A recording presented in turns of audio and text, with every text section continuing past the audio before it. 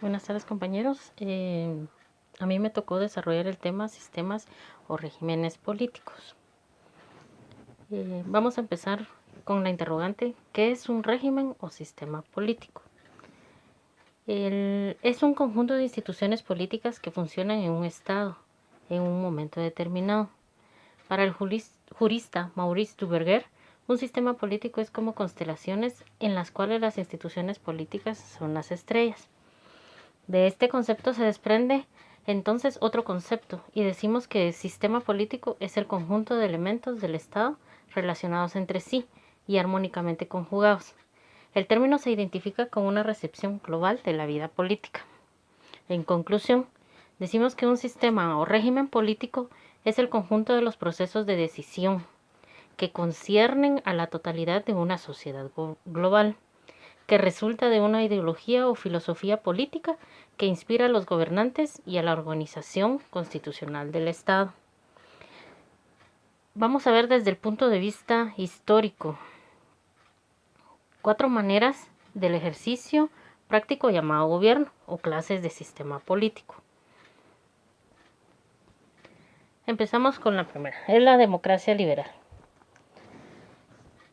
La democracia liberal aparece como contrapuesta a las dictaduras y a los regímenes totalitarios. Es importante recalcar que democracia significa gobierno del pueblo. Llegamos a la definición de democracia liberal, que es el sistema político que trata de resolver la posición entre el poder y la libertad mediante procedimientos diversos de la conciliación y de equilibrio, como los que se basan en el reconocimiento de derechos individuales oponibles al Estado y de ellos, principalmente la libertad de oposición.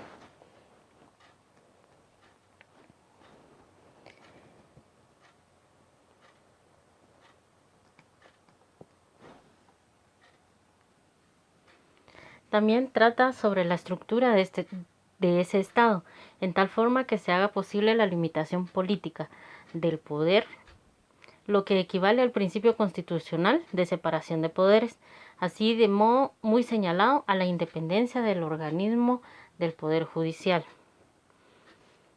Las características del sistema político de la democracia liberal. El primero, se basa en el principio de la soberanía popular.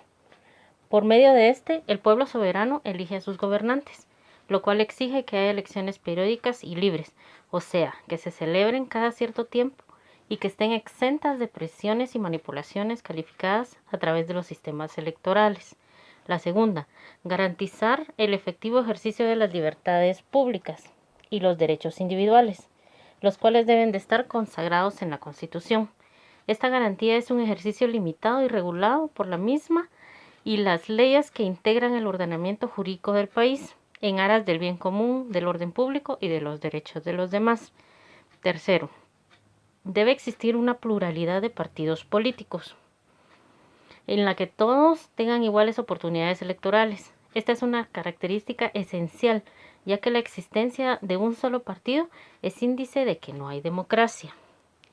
La cuarta característica, la estructura del Estado se basa en el principio de la separación de funciones, es decir, cada rama del poder público actúa soberanamente sin interferencias y presiones o manipulaciones, aunque el Estado moderno y contemporáneo se justifica que ya haya una colaboración armónica entre dichas ramas. Y la quinta característica, en la vida jurídica se respete el principio de la jerarquía de las normas, también denominado principio de legalidad. Significa que ninguna norma inferior puede ir contra las disposiciones contenidas en la orden superior, respetando en el último caso que en la cúspide de esta secuencia se encuentra siempre la Constitución. Al hablar de democracia liberal, no podemos separar 4 aspectos que van relacionados con la democracia liberal. Estos son la democracia directa, que se practicaba antiguamente cuando todos los ciudadanos concurrían a las asambleas, circunstancias que era posible gracias al reducido número de ciudadanos. Esa concurrencia permitía participar en la toma de decisiones gubernamentales. Hoy esa práctica constituye una característica de participación en los cantones suizos. La segunda, la democracia indirecta o representativa. Esta es en la que hay colaboración entre los ciudadanos y sus representantes. La tercera, la democracia formal. Es aquella que se desarrolla dentro de un marco teórico en donde no están asegurados los bienes sociales, pero todos los miembros de la comunidad, dándose la marginación de grupos en la actividad productiva y casos flagrantes de injusticia social. Esta fórmula es la condición preliminar indispensable para que se dé la democracia real. Y la cuarta, la democracia real, es aquella donde efectivamente todos los asociados llegan a tener las mismas oportunidades, es decir, que los principios liberales no se limitan al marco teórico, sino que se hacen realidad en la práctica. En este aspecto se agrega una estructura social y económica que le permite al hombre satisfacer sus necesidades básicas, tales como salud, educación, seguridad, trabajo, alimentación, vivienda y recreación. El segundo sistema político es el socialismo marxismo. El socialismo marxismo es un sistema de organización social y económica que se considera adecuada la abolición de la propiedad privada para dar cabida a la administración colectiva y estatal de los medios de producción, porque considera que solo a través de esa vía es posible alcanzar una sociedad más justa y solidaria. El denominado socialismo científico surge en el siglo XIX con los estudios de Marx y Engels, quienes por primera vez plantean la idea de la lucha de clases y de la acción revolucionaria como única manera de acceder al poder. Bastante tiempo antes, el denominado socialismo utópico marcó la desigualdad social que traía el creciente capitalismo, las dificultades de la clase trabajadora y buscó sin un éxito concreto la manera de lograr una sociedad más justa. En la actualidad, las denominadas socialdemocracias en general aceptan el libre mercado como sistema económico básico, pero al mismo tiempo despliegan una considerable intervención del Estado para corregir desigualdades sociales. A continuación, y a modo de resumen del socialismo, plantearemos sus características principales y diferencias con el comunismo. El documento más importante para apoyar este sistema lo constituye el Manifiesto Comunista, el cual Marx redactó junto a Federico Engels, a raíz del congreso realizado en Londres por la Liga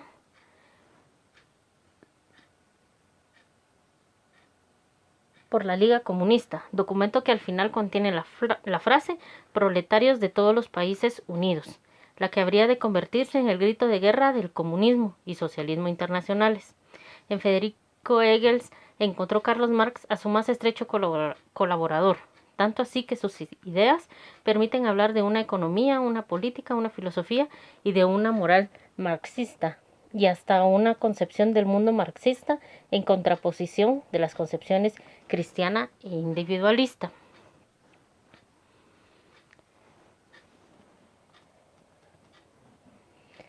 El eje del pensamiento marxista es la teoría de la plusvalía menos más del valor, que analiza el modo de producción capitalista.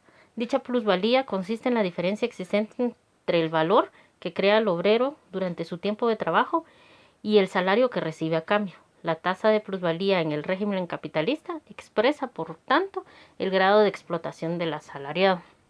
El socialismo marxista se hace referencia al materialismo, primero, como posición filosófica que considera la materia como la única realidad que hace del pensamiento un fenómeno material.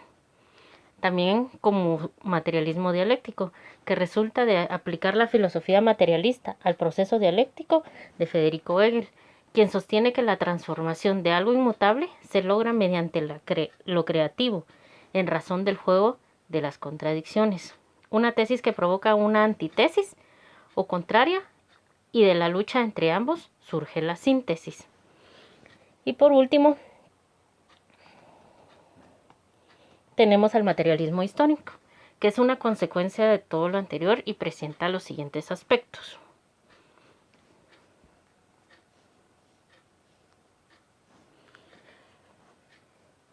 Los fenómenos espirituales o intelectuales tienen su fuente en las condiciones materiales de vida. 2. Las condiciones materiales entre las que sobresalen la técnica de la producción determinan las construcciones y las representaciones sociales. 3. Las fuerzas económicas y, en particular, las técnicas de producción constituyen la infraestructura de la sociedad. La moral, la religión y el derecho forman la superestructura que expresa el predominio de una clase social. El factor más importante de la historia es la lucha de clases entre la clase explotadora y la clase explotada, lo cual permite el quebrantamiento de las superestructuras que no corresponden a la técnica de producción y lleva al poder a una nueva clase. Hoy sí, vamos con la autocracia. La autocracia es un sistema de gobierno en el cual se concentra todo el poder en una sola persona, sin que haya controles o limitaciones de ningún tipo. Etimológicamente, el término autocracia deriva de las palabras griegas autos, que significa por sí mismo, y kratos, que significa gobierno o poder. En definitiva, el concepto de autocracia comprende una forma de gobierno dirigida por una sola persona, la cual no tiene ningún tipo de control por parte de sus gobernados, es decir, es un régimen no democrático. En este poder absoluto no hay límites para el mandatario, ya que no existe para él mecanismos de regulación ni control, a menos que suceda un golpe de Estado o una insurrección masiva. Las características de la autocracia. Las principales características de la autocracia son las siguientes. No existe reconocimiento de autonomía ni independencia política o personal de ningún tipo de organización. No hay garantías de derechos políticos, civiles ni sociales, y por encima de los autócratas no existe ningún tipo de ley. No hay libertad de prensa, libertad de información, ni derecho a la asociación. Prohíbe las instituciones independientes que canalizan reclamos y demandas de los individuos. En muchos casos utiliza la represión y la violencia como mecanismo para eliminar cualquier intento de organización. A nivel económico tiende a beneficiar a la clase social seguidora del modelo político. Por lo tanto, se forma una oligarquía y una escala social con poderes y beneficios económicos, sociales y políticos. Personaliza el poder, es decir, concentra el poder en un solo líder y minimiza la participación del poder judicial. Este queda relegado para disputas menores, que no tienen que ver con el gobierno, al igual que el poder legislativo o parlamento, los cuales quedan supeditados al líder único. No hay elecciones libres ni posibilidad de adquirir derechos políticos. Un ejemplo de autocracia es el comunismo de Fidel Castro. Fidel Castro inició una revolución en Cuba siendo guerrillero con ideales de igualdad social, pero luego se transformó en un gobernador autocrático, que mantuvo el poder de forma casi vitalicia. Este quitó derechos civiles, políticos, de expresión y prensa, y derecho a manifestarse, incluso en los derechos religiosos.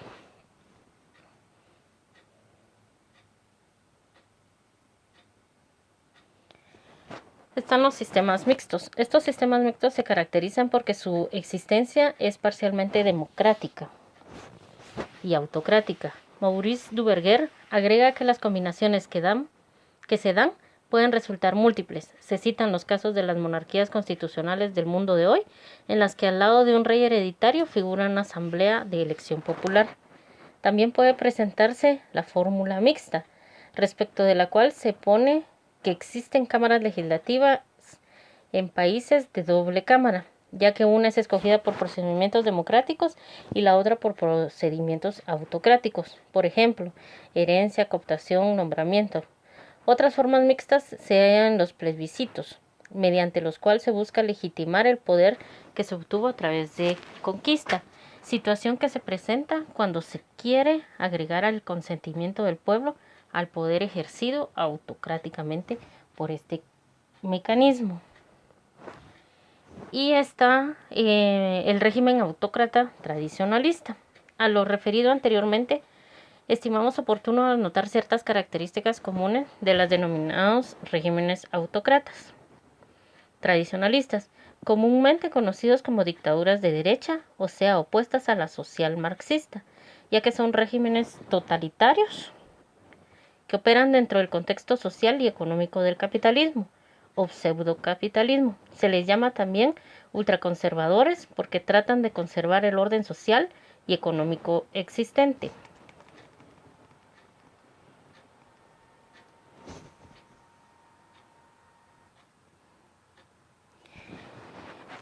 Entre las citadas características tenemos: se apoyan en las fuerzas de las armas, resultado de los golpes militares. 2. Reprimen con fuerza cualquier intento de intercambio revolucionario. Hay algunos que propician el cambio, pero de manera diferente a la democracia pluralista. 3. Las libertades públicas están restringidas o son abolidas. Las garantías individuales son desconocidas. Conclusión, la libertad de prensa, hay férrea censura, no existe verdadera libertad de expresión. 4. El Ejecutivo absorbe y controla los otros poderes, dándose la concentración del poder al grado tal que desaparece el legislativo y aquel legisla de hecho. 5. Son de tendencia caudillista, lo cual significa que el jefe de gobierno es el caudillo al que se sigue ciegamente. Hay culto a la personalidad y se practica el mesianismo, porque dicho caudillo se cree el salvador de los problemas. 6. En lo ideológico se identifican con ideas y métodos del fascismo, pues hay dictadura de partido único y corporativo. No se tienen avances, una ideología definida. 7. Hacen el nacionalismo una bandera a falta de dicha ideología con el propósito de traer las masas. Explotan supuestas o reales amenazas de países vecinos. Un ejemplo, tenemos el comunismo de Mao Zedong, principalmente representante del Partido Comunista Chino desde 1949. Gobernó hasta su muerte y reprimió cualquier intento de diferencia ideológica junto a la imposición de un intenso culto a su personalidad. Además, mantuvo el bajo estatus de la población a base de mucha represión.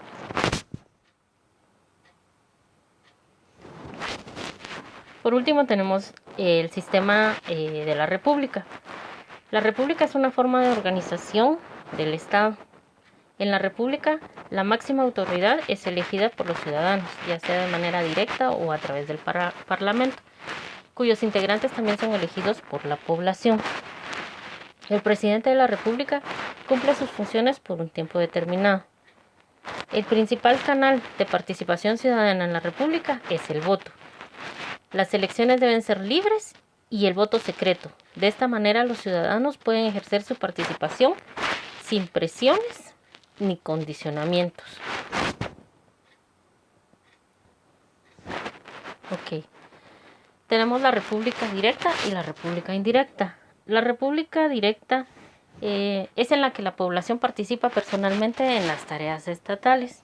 Y la república indirecta se aplica el principio de que el pueblo es el soberano, pero delega el ejercicio en los gobernantes.